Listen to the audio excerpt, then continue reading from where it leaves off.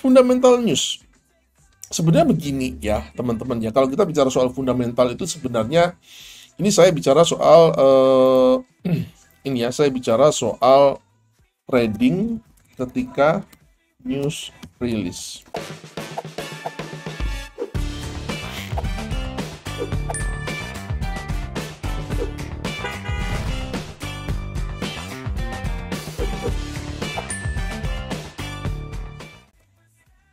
Ya. Jadi kalau kita bicara soal fundamental, saya batasi. Saya batasi yaitu trading ketika news release.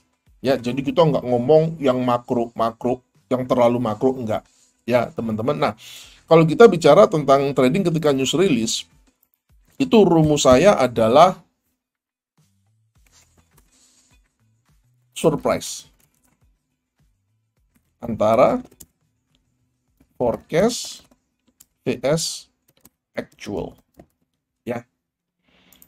Nah, ini adalah rumus.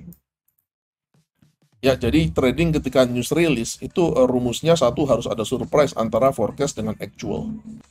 Ya, karena market kan kaget. Ih, ada surprise nih. Biasanya kalau ada surprise, langsung spike kan. Dan kalau kita bicara soal news trading ya, itu kita harus waspada terhadap slippage. Ya, kita harus waspada terhadap slippage. Ya, teman-teman, ini adalah faktor yang seringkali mengganggu ketika Anda trading ketika news release. GDP, NFP, cut rate, high rate, dan sebagainya. Ya, slippage, spread melebar ya, teman-teman ya. Ini spread melar gitu ya. Ini adalah masalah-masalah yang Anda harus perhitungkan. Ya, kemudian kalau misalkan ini kalian mau ambil biasanya pasang trap atas bawah gitu ya. Buy stop atau sell stop ya. Buy sell stop. Ya, itu. Oke. Kemudian yang keempat ini ya harus tenang. Ya. Harus tenang, sabar, nggak boleh gerusa-gerusu. Itu kalau Anda mau trading news. Ya, teman-teman. Dan satu lagi sebenarnya ya masih masuk di antara pada surprise ini ya, teman-teman ya.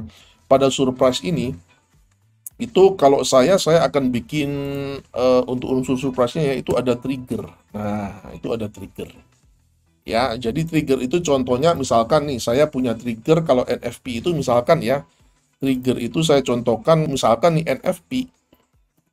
Ya, itu trigger saya itu adalah 50K.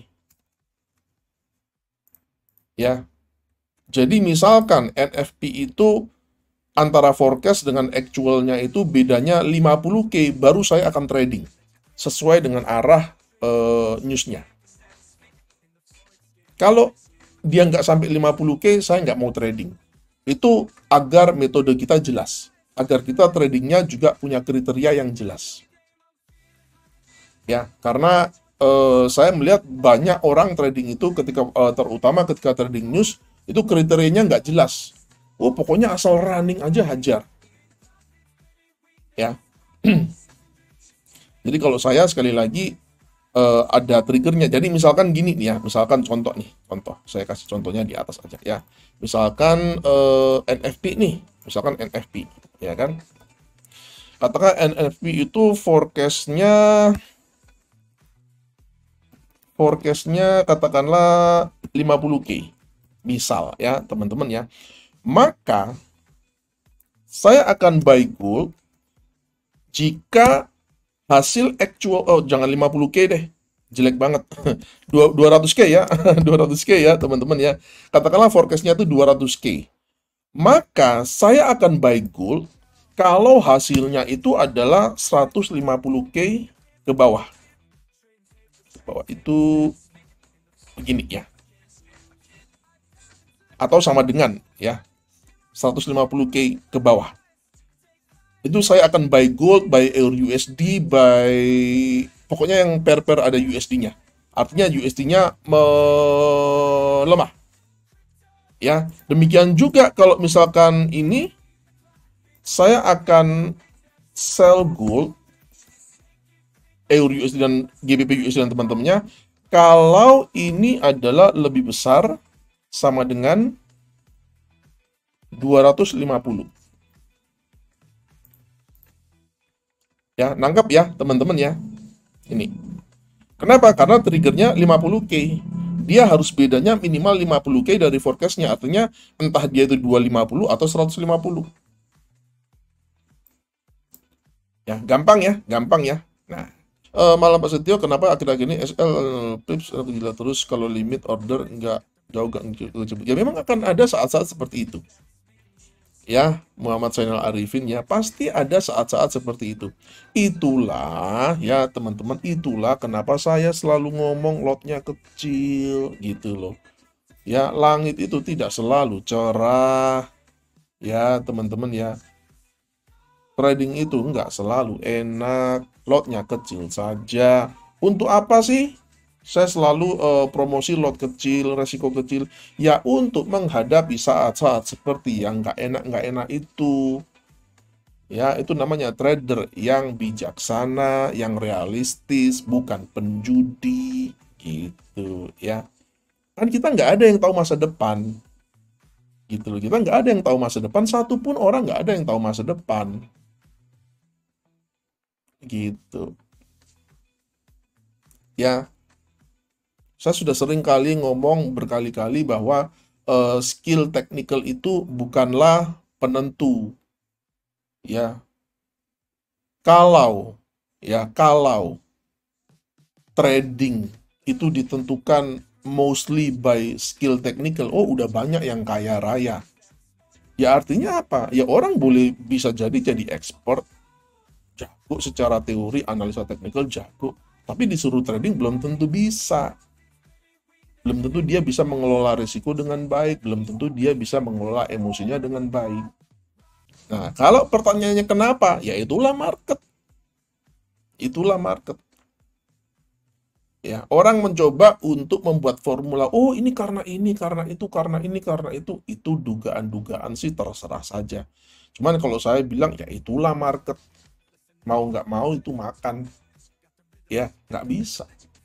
Market kok. Nah, oleh karena itu, manage your risk. Ya, kita nggak tahu market mau kemana. Pak Setia, probabilitas Pak Setia kalau boleh tahu berapa persen? Begini loh ya teman-teman ya, winning rate itu nggak bisa di formula. Kok winning rate sekian? Nggak bisa, winning rate itu nggak pernah fix. Ya teman-teman ya, ya ini kan saya sudah pernah bilang dari dulu ya, yang namanya winning rate ya itu tidak fix, gitu loh. Jadi kalau yang namanya winning rate itu tidak fix, artinya apa coba? Ya kalau kita ngomong winning rate, kita bicara ngomong soal history. Tapi untuk agar fair dan agar gampang, bilang aja 50%. Ya, Jim Simons aja winning rate-nya 50%. Jadi kalau saya winning rate-nya juga di bawah 50%, berarti saya lumayan lah, nggak jelek-jelek amat lah. Tapi saya masih kalah sama orang-orang yang di media sosial yang 70-80%. Jangan terobsesi sama winning rate. Ya, jangan terobsesi sama winning rate. Oke? Bukankah tidak ada artinya Pak Setio kalau ngomongin win rate Jim Simons 50% tapi kita nggak tahu RR-nya berapa? Ya berarti tinggal di logika aja. Kalau dia win rate-nya itu 50%, dia profitable, ya berarti RR-nya yang jelasnya lebih dari 1:1. Ya.